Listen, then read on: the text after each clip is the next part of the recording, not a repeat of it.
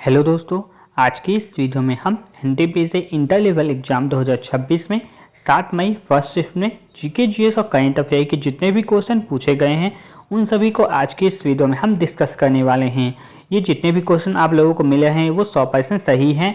हमारा वीडियो भले ही नहीं लेट से आता हो, लेकिन हमारा मकसद होता है आप लोगों तक 100% रियल क्वेश्चन पहुँचाना। तो आइए देख लेते हैं जीके जीएस और करंट अफेयर में कौन कौन से क्वेश्चन पूछे गए हैं। सबसे पहले इसमें पूछा गया था वो था 1764 में बक्सर के युद्ध के बाद बंगाल में द्वैध शासन प्रणाली किसने शुरू की थी। तो बंगाल में जो द्वैध शासन स्टार्ट करने वाले व्यक्ति थे वो थे Robert Clive. Option number C इसका सही आंसर हो जाएगा। रॉबर्ट क्लाइव के द्वारा ही 1764 में इलाहाबाद की संधि के बाद बंगाल में द्वैध शासन प्रणाली की शुरुआत की गई थी। नेक्स्ट क्वेश्चन पूछा गया था वो था हाल ही में किस संस्थान ने इसरो के साथ मिलकर IRIS नामक एक स्वदेशी सेमीकंडक्टर चिप विकसित की है। तो इसका सही आंसर हो जाएगा IIT मद्रास। IIT मद्रास के द्वारा ही IRIS स्वदेशी जो सेमीकंडक्टर चिप था इसका विकास किया गया था और ये विकास इन्होंने इसरो की मदद से किया था। नेक्स्ट क्वेश्चन पूछा गया था 25 मार्च 2025 को नई दिल्ली में राज्य अल्पसंख्यक आयोग के सम्मेलन का उद्घाटन किसने किया था। तो इसका जो सही आंसर हो जाएगा वो हो जाएगा option number B, George Kurien. George Kurien के द्वारा ही जो राज्य अल्पसंख्यक मंत्री हैं उनके द्वारा ही नई दिल्ली में राज्य अल्पसंख्यक आयोग के सम्मेलन का उद्घाटन किया गया था। नेक्स्ट क्वेश्चन है निम्नलिखित में से कौन सा कारक अर्थव्यवस्था के तृतीय क्षेत्र का हिस्सा नहीं है। तो कौन सा इसमें तीन ऑप्शन दिया गया था, इसमें बोला गया था कौन सा ऑप्शन है जो अर्थव्यवस्था के तृतीय क्षेत्र का उदाहरण नहीं है। तो इसमें जो इसका सही आंसर हो जाएगा वो हो जाएगा option number C. Option number C में दिया गया है प्राकृतिक संसाधन। और प्राकृतिक संसाधन वो प्राथमिक क्षेत्र का हिस्सा है। तृतीय क्षेत्र में केवल सेवा क्षेत्र आता है, इसमें कोई भी उत्पादन नहीं होता। तो ऑप्शन नंबर सी इसका सही आंसर हो जाएगा। नेक्स्ट क्वेश्चन पूछा गया था वो था पर्यटन उद्योग के सफल संचालन और विकास के लिए सबसे महत्वपूर्ण तत्व निम्नलिखित में से कौन सा है। तो 4 ऑप्शन दिए गए थे प्राकृतिक संसाधन, आतिथ्य सत्कार, हॉस्पिटैलिटी, परिवहन और ऐतिहासिक स्मारक। तो इसका जो सही आंसर इसमें था वो था ऑप्शन नंबर बी, आतिथ्य यानी सत्कार।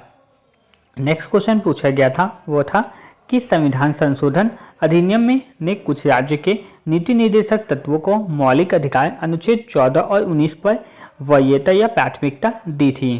तो इसमें 4 ऑप्शन थे, तो इसमें जो सही इसका आंसर हो जाएगा ऑप्शन नंबर सी। 42वां संविधान संशोधन के द्वारा ये प्रावधान किया गया था कि अनुच्छेद नंबर 14 और 19 पर जो DPSP है नीति निर्देशक तत्व उसको प्राथमिकता दी जाएगी। नेक्स्ट क्वेश्चन पूछा गया था भारत में पुरापाषाण काल से मध्य पाषाण काल तक के रॉक पेंटिंग यानी शैल चित्रों के नियंत्रण प्रणाली किस स्थान से प्राप्त हुए हैं। इसमें क्वेश्चन पूछा गया था कि भारत में जो पुरापाषाण काल और मध्य पाषाण काल तक के जो शैल चित्र हमें प्राप्त हुए थे ये किस स्थान से हमें प्राप्त हुए हैं। तो इसका सही आंसर हो जाएगा भीमबेटका। भीमबेटका से ही हमें ये शैल चित्र प्राप्त हुए थे। नेक्स्ट क्वेश्चन पूछा गया था बौद्ध संघ के भिक्षुकों और भिक्षुणियों के लिए बनाए गए नियमों का संग्रह किस त्रिपिटक में मिलता है। तो 3 पिटक होते हैं, एक सूत्र पिटक, विनय पिटक, अभिधर्म पिटक। ये 3 पिटक होते हैं और 3 पिटक में जो नियमों का संग्रह किया गया था वो विनय पिटक में किया गया था। ऑप्शन नंबर बी इसका सही आंसर हो जाएगा। नेक्स्ट क्वेश्चन पूछा गया था दक्षिण अफ्रीका से लाई गई मादा चीता जिसका नाम धिया है को भारत के किस नेशनल पार्क अभयारण्य में रखा गया है।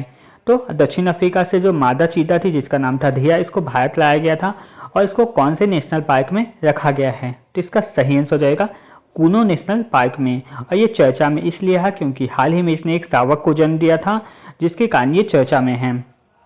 नेक्स्ट क्वेश्चन पूछा गया था Vindhyachal super thermal power station Bharat के किस राज्य में स्थित है। विंध्याचल जो सुपर थर्मल पावर स्टेशन है वो भारत के किस राज्य में स्थित है। तो इसका जो सही आंसर हो जाएगा वो हो जाएगा मध्य प्रदेश। मध्य प्रदेश में विंध्याचल, मध्य प्रदेश के Vindhyachal super thermal power station Madhya Pradesh में स्थित है। नेक्स्ट क्वेश्चन देख लेते हैं प्रसिद्ध भारतीय सांख्यिकीविद PC महालनोबिस ने निम्नलिखित में से किस संस्थान की स्थापना की थी। तो PC महालनोबिस के द्वारा कौन से संस्थान था जिसकी स्थापना की गई थी। तो इसका जो सही आंसर हो जाएगा वो भारतीय सांख्यिकी संस्थान ISI, भारतीय सांख्यिकी संस्थान जिसका स्थापना था वो PC महालनोबिस के द्वारा किया गया था। नेक्स्ट क्वेश्चन पूछा गया था बच्चों में, रिकेट्स और वयस्कों में ऑस्टियोमैलेशिया जो हड्डियों की एक बीमारी है किस विटामिन की कमी से होती है? तो इसका जो सही आंसर हो जाएगा होगा option number D, vitamin D. Vitamin D की कमी से ही बच्चों में रिकेट और वयस्कों में ऑस्टियोमैलेशिया नामक बीमारी होती है। नेक्स्ट क्वेश्चन पूछा गया था 1930 के प्रसिद्ध चिटगांव शस्त्रागार छापामारी का नेतृत्व किसने किया है था? 1930 का जो प्रसिद्ध चिटगांव शस्त्रागार छापामारी था इसका नेतृत्व किसने किया था? तो इसका सही आंसर हो जाएगा option number B, Surya Sen. Surya Sen के द्वारा ही चिटगांव शस्त्रागार छापेमारी का नेतृत्व किया गया था। नेक्स्ट क्वेश्चन देख लेते हैं, वो दिया गया था पोलराइड सनग्लासेस। जो पोलराइड सनग्लासेस धूप के चश्मे होते हैं उसमें प्रकाश की किस परिघटना के आधार पर चश्मा को कम किया जाता है, चमक को कम किया जाता है? पोलराइड जो सनग्लासेस होते हैं, धूप का चश्मा है, उसमें कौन सी परिघटना का उपयोग किया जाता है जिसके द्वारा जो चमक है उस चमक को कम किया जाता है? तो इसका जो इसमें सही आंसर हो जाएगा वो हो जाएगा ऑप्शन नंबर बी, ध्रुवीकरण पोलराइजेशन। पोलराइजेशन का ही उपयोग करके धूप के चश्मे की जो चमक होती है उसको कम किया जाता है। नेक्स्ट क्वेश्चन देख लेते हैं, यदि किसी ध्वनि की प्रबलता बढ़ती है तो उस ध्वनि तरंग के निम्नलिखित में से किस गुण में वृद्धि होगी? अगर किसी ध्वनि की प्रबलता को बढ़ाया जाएगा तो ध्वनि तरंग के कौन सा गुण है उसमें भी वृद्धि हो जाएगा? तो इसका सही आंसर हो जाएगा आयाम में। अगर ध्वनि के आयाम को बढ़ाया जाएगा तो उसकी प्रबलता है वो भी बढ़ेगी और प्रबलता बढ़ाएंगे तो आयाम भी बढ़ेगा। नेक्स्ट क्वेश्चन इसमें देख लेते हैं, 18वीं शताब्दी के उत्तरार्ध में बंगाल में हुए प्रसिद्ध सन्यासी विद्रोह का मुख्य कारण क्या था? 18वीं शताब्दी में बंगाल में जो प्रसिद्ध सन्यासी विद्रोह हुआ था उसका मुख्य कारण क्या था? नई शिक्षा नीति, बंगाल में भीषण अकाल और तीर्थ यात्रा पर प्रतिबंध, जमींदारों के बीच युद्ध या सहायक संधि? तो इसका जो सही आंसर इसमें हो जाएगा वो होगा बंगाल में भीषण अकाल पड़ा था और तीर्थ यात्रा पर प्रतिबंध लगा दिया गया था जो मुख्य कारण बना था सन्यासी विद्रोह का। नेक्स्ट क्वेश्चन देख लेते हैं, अकबर ने मुगल प्रशासन में मनसबदारी प्रणाली की शुरुआत मुख्य रूप से क्यों की थी? अकबर के द्वारा जो मनसबदारी प्रणाली की शुरुआत की गई थी उसे शुरू करने का उद्देश्य क्या था? जिसका सही आंसर हो जाएगा सेना को संगठित करने और प्रशासन के विकेंद्रीकरण, प्रशासन का केंद्रीकरण करना और सेना को संगठित करने के उद्देश्य से ही मनसबदारी प्रणाली की शुरुआत की गई थी।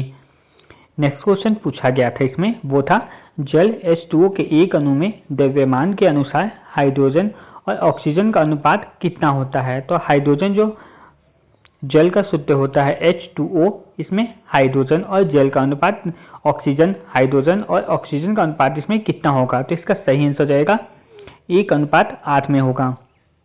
नेक्स्ट क्वेश्चन पूछा गया था नवंबर 2025 में 7वां जो अखिल भारतीय DGP IGP सम्मेलन हुआ था ये छत्तीसगढ़ में हुआ था। तो छत्तीसगढ़ के ये किस राज्य में आयोजित किया गया था? छत्तीसगढ़ के किस जिले में इसका आयोजन किया गया था? तो इसका जो सही आंसर हो जाएगा वो हो जाएगा छत्तीसगढ़ के रायपुर। छत्तीसगढ़ का जो रायपुर जिला था वहाँ पे 7वां अखिल भारतीय DGP IGP सम्मेलन का आयोजन किया गया था। नेक्स्ट क्वेश्चन पूछा गया था वो था स्वतंत्रता दिवस 15 अगस्त पर भारत के प्रधानमंत्री राष्ट्रीय ध्वज कहाँ फहराते हैं? तो स्वतंत्रता दिवस 15 अगस्त पर भारत के जो प्रधानमंत्री होते हैं वो राष्ट्रीय ध्वज कहाँ फहराते हैं? तो इसका सही आंसर हो जाएगा कर्तव्य पथ या राजपथ। पहले इसका नाम राजपथ था लेकिन अब इसका नया नाम जो कर्तव्य पथ हो गया है। यहीं पर 15 अगस्त को प्रधानमंत्री के द्वारा ध्वजा फहराया जाता है। नेक्स्ट क्वेश्चन देख लेते हैं, वो पूछा गया था निम्नलिखित में से कौन सा मानव विकास सूचकांक की गणना का पैरामीटर मानक नहीं है? यानी मानव विकास सूचकांक के 3 मानक होते हैं और इसमें 4 दिया गया है, तो बताना था कि कौन सा इसका मानक नहीं है। तो जो मानव विकास सूचकांक होता है इसके 3 मानक हैं, एक है जीवन प्रत्याशा, शिक्षा और गरीबी रेखा। इसमें जो सकल राष्ट्रीय आय है ये इसका मानक नहीं है, तो इसका जो सही आंसर हो जाएगा ऑप्शन नंबर सी हो जाएगा। नेक्स्ट क्वेश्चन को देख लेते हैं, वो है अप्रैल 2025 में चीन के मकाऊ में आयोजित इंटरनेशनल कॉमेडी फेस्टिवल में किस बॉलीवुड अभिनेता को मास्टर ऑफ ह्यूमर अवार्ड से सम्मानित किया गया था? तो इसका सही आंसर हो जाएगा आमिर खान को इस अवार्ड से सम्मानित किया गया था और आमिर खान की जो मूवी थी 3 इडियट उसके लिए उसे इस अवार्ड से सम्मानित किया गया था। नेक्स्ट क्वेश्चन को देख लेते हैं, वो है भारतीय संविधान की प्रस्तावना में समाजवादी, पथनिरपेक्ष और अखंडता शब्द को किस संविधान संशोधन के द्वारा जोड़ा गया था? जिसका जो सही आंसर हो जाएगा ऑप्शन नंबर बी हो जाएगा 42, यानी 42वां संविधान संशोधन के द्वारा ही समाजवादी, पथनिरपेक्ष और अखंडता शब्द को जोड़ा गया था। आप लोग जो ये संशोधन वाला जो टॉपिक होता है उसको अच्छी तरह से कंप्लीट करके रखिए, क्योंकि रेलवे के कोई भी एग्जाम होते हैं उनमें संशोधन से रिलेटेड जो क्वेश्चन है वो हमेशा पूछे जाते हैं। इसलिए आप इसको और एक आर्टिकल वाला जो पार्ट होता है, आर्टिकल और संशोधन, ये दो पार्ट को आप निश्चित रूप से कंप्लीट कर लीजिएगा, क्योंकि इससे आपको 3 से 4 क्वेश्चन देखने को मिल जाएंगे। ठीक है, आइए आगे भी क्वेश्चन को देख लेते हैं। अगला क्वेश्चन इसमें दिया गया है, भारतीय संविधान के किस अनुच्छेद के तहत किसी राज्य में राष्ट्रपति शासन लगाया जाता है? तो राष्ट्रपति शासन लगाए जाने का जो आर्टिकल है वो आर्टिकल 356, ऑप्शन नंबर बी 356 के अंतर्गत ही राष्ट्रपति शासन लागू किया जाता है।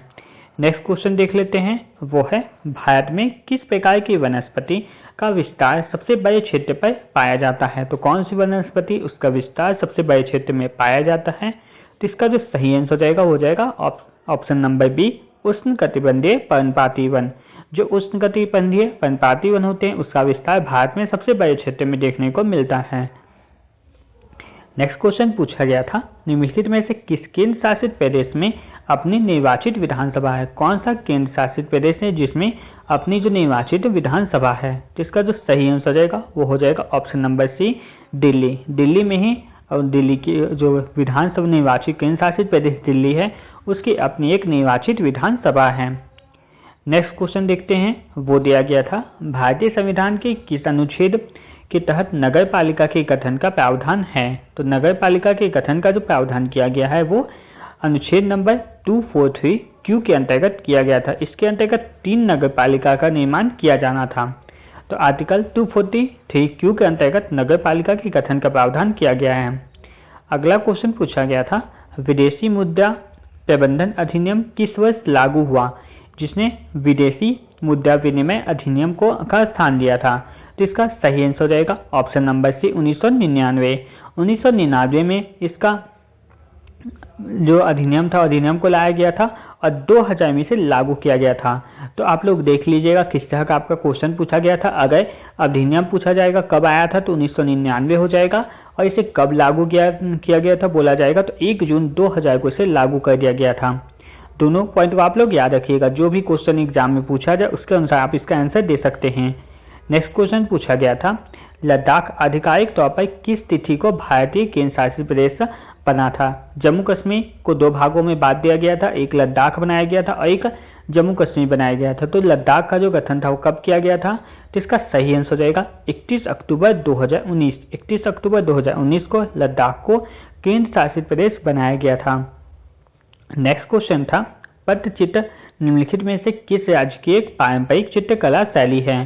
जिसका जो सही आंसर हो जाएगा वो हो जाएगा option number B Orissa. Orissa की चित्रकला शैली जिसका नाम है पट्टचित्रकला। तो यहाँ तक हमने एनटीपीसी इंटर लेवल एग्जाम में 7 मई फर्स्ट शिफ्ट में जीके जीएस और करंट अफेयर के जितने भी क्वेश्चन पूछे गए थे उन सभी को डिस्कस कर लिया है। आप लोग चैनल को सब्सक्राइब करके रखिएगा ताकि आने वाली एग्जाम का भी आप लोगों को इसी तरह क्वेश्चन मिलता रहे और आपका जब भी एग्जाम हो आप अच्छी तरह से प्रिपरेशन करके जा सकें। तो इसके लिए आप लोग वीडियो को सब्सक्राइब करिएगा, साथ ही बेल आइकन को भी प्रेस कर दीजिए ताकि आने वाले वीडियो का नोटिफिकेशन आपको जल्द से जल्द मिल सके। धन्यवाद।